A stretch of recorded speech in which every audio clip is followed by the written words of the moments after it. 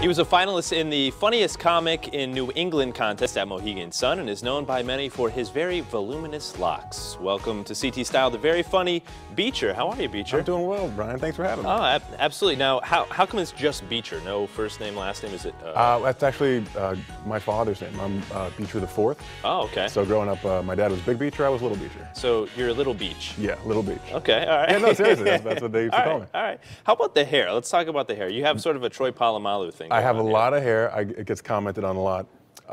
I get it from my parents. They did a wonderful job making me.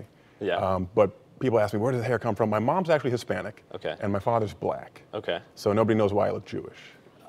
Right, yeah. Where did that come from? It was just I mean, a genetic freak. My sister has more wavy hair. I got the curly. Well, it looks good. Do you do leave-in conditioner, or do you? I go through a lot of conditioner. Okay, yeah. all right. I'm not going to tell you which one because I'm waiting for a sponsorship. Anyone that sponsors me can... Head and Shoulders, Head if and you're watching. Yeah, feel free to reach out to Beecher. He can be one of your new clients. Now, you say that you go to the gym once in a while? Yeah, I like to work out.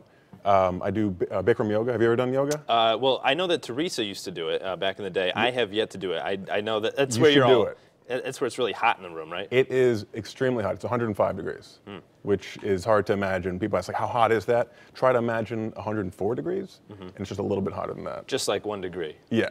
Okay. I think I can do that. Yeah. You should. You know what? The thing is, it can be emasculating. There's all these women, and you think you're a tough guy. Which is a good thing, right? Oh, yeah, absolutely. Yeah, right. Everyone loves it. But you think you're a tough guy until you're in this room, and about like 45 minutes in, you're like, I give up, and all these women are looking at you like you're so weak. Yeah. And they're doing all the poses. Do you think it's because they do it more often, or are we just not made for Bikram yoga? No. You have to fight through it. It's all mental. I mean, you're working out, but it's really just, you got to push through and you got to focus. Now you have a girlfriend, correct? Did you meet her through Bikram yoga? No, we go to Bikram together. We Okay. didn't. We took it on as a little joint little endeavor.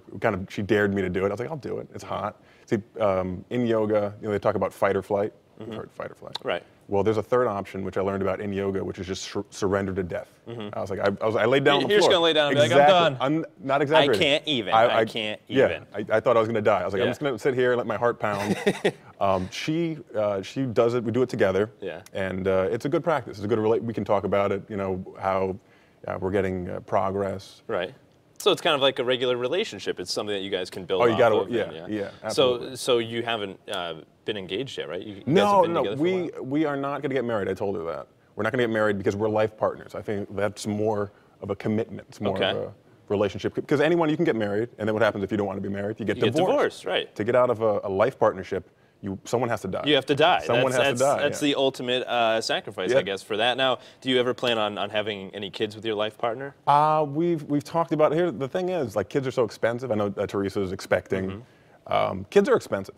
And like you have to feed them every single day. You can't miss a single day. You do have to feed them at least once a day. Yeah, at least once. Yeah, that's what the doctors recommend. At least, think, right? Yeah. By law, right. I'm more on like not like a cat food diet, which is I can afford that, and I'm just getting used to the taste of it. And it's very tasty as well.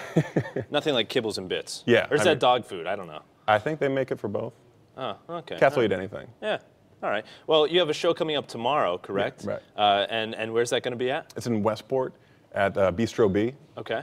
And that's part of the Treehouse Comedy Club? Yes. All right, very good. And you guys can get tickets online at treehousecomedy.com. It's going to be a great show. I've heard great things. And I hear that you're going to be blowing out your hair for the show tomorrow. Yeah. I do like a giant afro.